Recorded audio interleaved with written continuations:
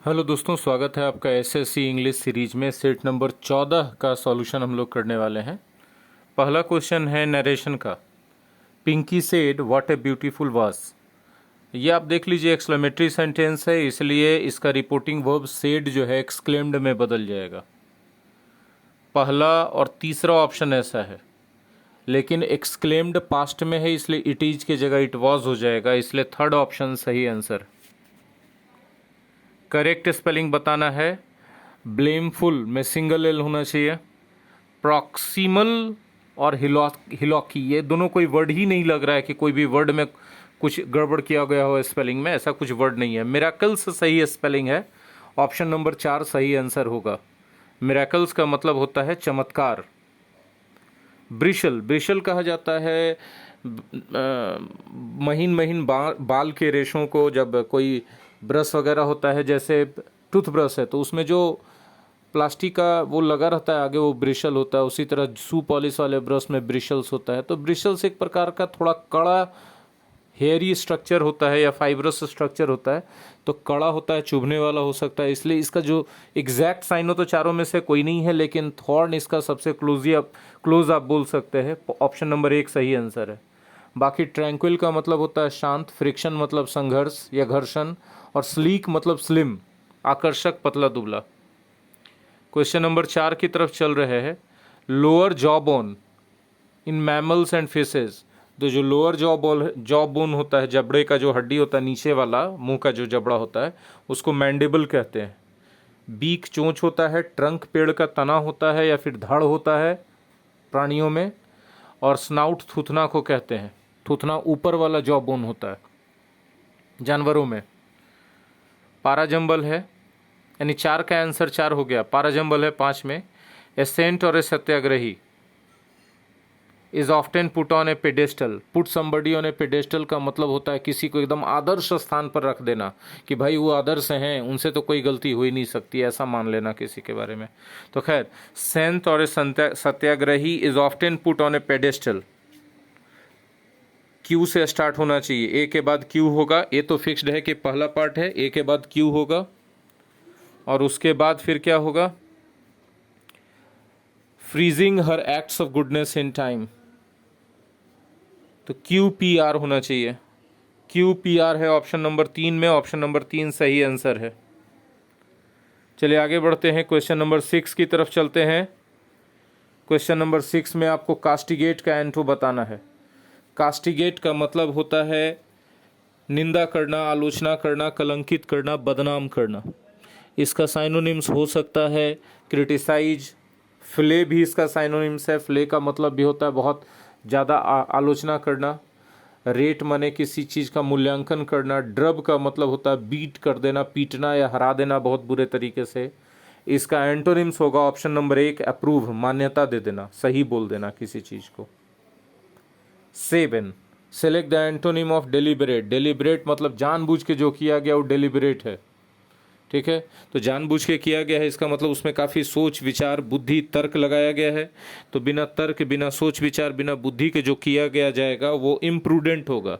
Imprudent है option number 2 में, तो आंसर होगा ऑप्शन नंबर 2, ठीक है। बाकी वर्ड्स को देख लेते हैं। जज का मतलब होता है किसी चीज़ के बारे में फैसला करना, मूल्यांकन करना, ठीक है। और कौन सा वर्ड है इसमें? कॉजिटेट है। कॉजिटेट का मतलब होता है गहन चिंतन करना किसी चीज़ पर, या ध्यान लगाना, साधना करना। आर्ग्यू, बहस करना जानते हैं। 7 का ऑप्शन नंबर 2 आंसर हो गया। 8 I couldn't help but. Couldn't help but या कांट हेल्प बट के बाद जनरली भी1 यूज़ करते हैं। यहाँ भी1 के रूप में फर्स्ट ऑप्शन है क्राई। 8 का आंसर 1। राइज एंड शाइन, किसी को उठाते समय प्यार से बोलते हैं राइज एंड शाइन, मतलब उठो और चमको सूरज की तरह। ऑप्शन नंबर 2 सही होगा 9 का। 10th में फिल इन द ब्लैंक्स है। With his political dot dot dot the party president deftly handled the rebellion. Deftly मतलब स्किलफुल्ली, बहुत ही निपुणता से, बहुत ही महारत के साथ उसने रिबेलियंस को, बागियों को हैंडल किया। किसने? प्रेसिडेंट ने, पार्टी प्रेसिडेंट ने। तो इसका मतलब है कि उसमें पॉलिटिकल बुद्धिमानी होना चाहिए, उसका विजडम बहुत ज़्यादा होना चाहिए। तो विजडम के अर्थ में यहाँ पर सैगैसिटी होगा। ऑप्शन नंबर 2 सही। टेम्परामेंट तेवर को कहा जाता है, मिजाज एटीट्यूड भी टेम्परामेंट का सिनोनिम्स ही है, और इनएक्सपीरियंस का मतलब होता है अनुभवहीन। Question number 11, urge someone to act in a violent or unlawful way, किसी को गैरकानूनी काम करने के लिए कहते हैं या उसको निवेदन करते हैं या फिर हिंसा करने के लिए निवेदन करते हैं, तो उसको भड़काते हैं हम गलत काम करने के लिए, तो इंसाइट सही आंसर हो जाएगा। इंसाइट का मतलब होता है भड़काना, ऑप्शन नंबर 3 करेक्ट आंसर है। टाउंट मतलब होता है व्यंग्य करना, ताना मारना। सॉलिसिट का मतलब होता है रिक्वेस्ट करना। साइक का मतलब होता है मन। आइए पारा जंबल में आगे क्वेश्चन नंबर 12 में, ठीक है। Gandhi often withdrew from an act of satyagraha, Gandhi अक्सर सत्याग्रह से अपना हाथ वापस खींच लेते थे, बाहर खींच लेते थे। If he felt there was unnecessary violence, अगर उनको महसूस होता था कि फालतू का हिंसा फैलाया जा रहा है तो हमारा हो गया QRP, ऑप्शन नंबर 4 सही आंसर है। क्वेश्चन नंबर 13 में आ गया fill in the blanks. High court जज,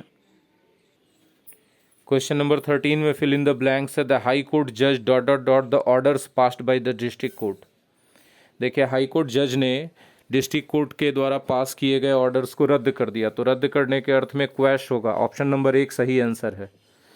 स्क्वैश का मतलब होता है रौंद डालना, कुचल डालना। किल मतलब मार देना, रेंट मतलब भाड़े पर लेना, किराए पर लेना। क्वेश्चन नंबर 14 है idioms and phrases raining cats and dogs, मतलब बहुत मूसलाधार बारिश होना, बहुत झमाझम पानी बरसना, ऑप्शन नंबर 1 सही होगा। 15 में कंफ्यूज का साइनोनिम्स बताना है, तो एक्सप्लिकेट का मतलब होता है व्याख्या करना, वो तो अपोजिट हो जाएगा, एंटो हो जाएगा। परप्लेक्स का मतलब हो जाता है कंफ्यूज कर देना, यही साइनोनिम्स होगा इसका। मिक्स मतलब मिलाना, डाइवर्ट का मतलब होता है रास्ता भटका देना। करेक्ट,